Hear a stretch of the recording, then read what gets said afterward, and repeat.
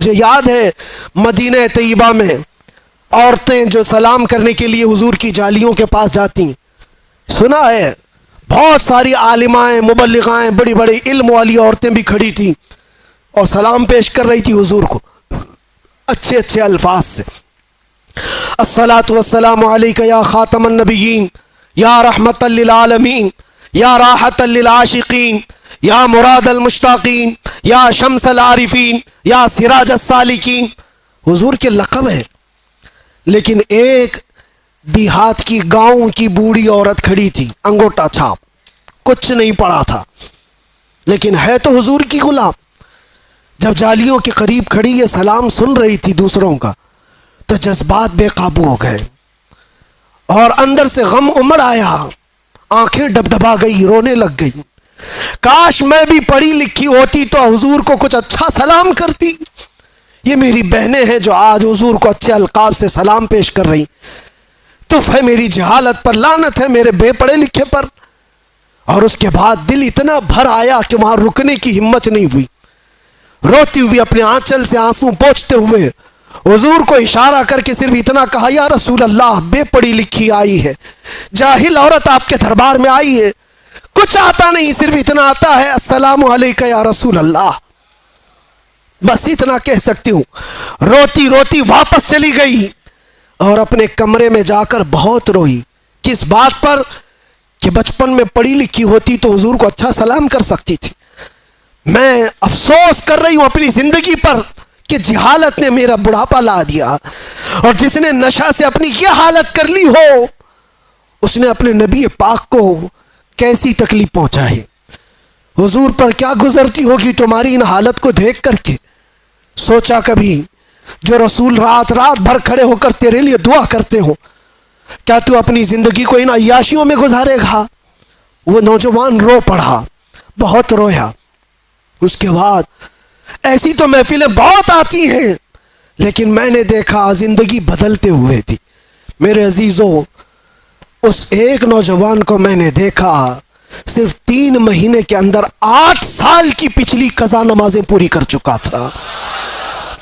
8 साल की, 8 साल की नमाजें, सुबह से लेकर शाम तक मुसल्ले पर। और फिर वो ये कहता था, शायद मेरे रब ने मुझे इसी काम के लिए अंदर रखा है कि मैं अपने नबी को पहचान लूं। आप जरिया बने मुझे मेरे नबी तक पहुंचाने का। आज भी मैं ये एहसास करता हूं, हम सब की डोर बंधी हुई है मदीने के ताजदार से। मैं उसी डोर को पकड़ना चाहता हूं जो हजारों नौजवान मुझे सुनना चाहते हैं। मैं जानता हूं वो इसलिए कि इनकी नसें मुझसे नहीं जुड़ी हैं, आमिना के लाल से जुड़ी हुई है। हम उनकी बात करते हैं तो इनकी रग फड़कने लगती है। सच बताओ कि हमारी गुफ्तगू सुनते हुए, हुजूर की मोहब्बत की बात सुनते हुए दिल हिचकोले नहीं खाता तुम्हारा? तुम्हारी नसें नहीं फड़कती? वो मेरी जुबान का कमाल नहीं जो तुम्हारा ताल्लुक मुस्तफ़ा करीम की ज़ात से है। जब किसी के महबूब को छेड़ा जाए तो फिर उसका पूरा जिस्म का खून गर्म होने लगता है।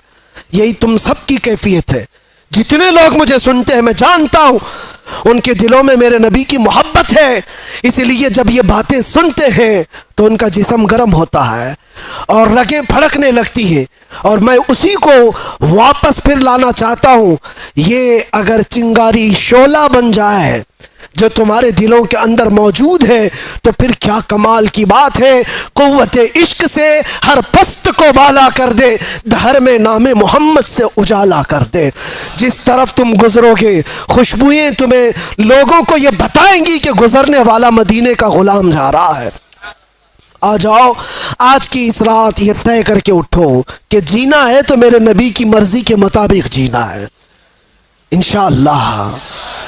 और जितनी बेहयाइयाँ और बुराइयाँ हमसे या हमारे दोस्तों से सरजद हुई, उनको दूर कराएंगे और माहौल में ले आएंगे। जितनी ज़िंदगी बची है, जाना है ना हुजूर को मुंह दिखाने के लिए। कब्र में हुजूर का दीदार करना है कि नहीं करना है? अरे सज सवर करके हम भी एक दिन जाएंगे। आज कब्रस्तान वालों को देख कर क्या है, जियारत कर क्या है, वो अपनी कब्रों में होंगे। हो सकता है कुछ गुनाहों की वजह से कुछ लोग सजा पा रहे हों, लेकिन आज हम रहमत इलाही से उम्मीद ये करते मौला उन सब की कब्रों पर आज रहम करम की बारिशें फरमाए।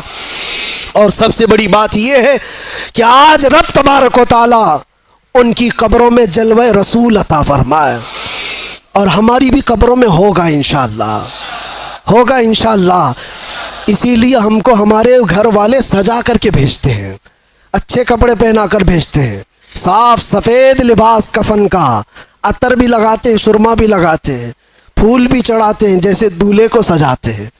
मुर्दे को क्यों सजा रहे हैं?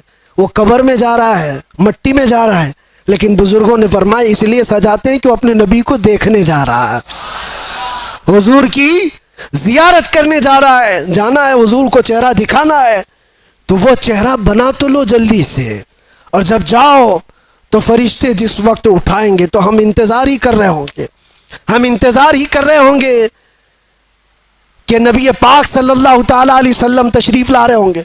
और बाज़ लोगों की कब्रों का हाल तो ये बताया गया, अल्लाह अकबर, अल्लाह हमें उन कब्रों में बनाए कि बुजुर्गों ने फरमाया बाज़ मोमिनीन की कब्रों का हाल तो ये है मुनकर नकीर बाद में आएंगे, पहले रसूलुल्लाह पहुंच चुके होंगे। और फिर वही मोमिन ये कह सकता है जब फरिश्ते उसको पूछ रहे हो बता इनके बारे में क्या कहता था, वो तो पहले से आए हुए हैं, फिर फरिश्ते पूछेंगे तो यही तो कहेगा वो मोमिन, अब तो पाए नाज से ऐ फरिश्तों क्यों उठूं, अरे मर के पहुंचा हूं यहां इस दिलरुबा के वास्ते। वाखिर दावाना अनिल हम्दुलिल्लाहि रब्बिल आलमीन।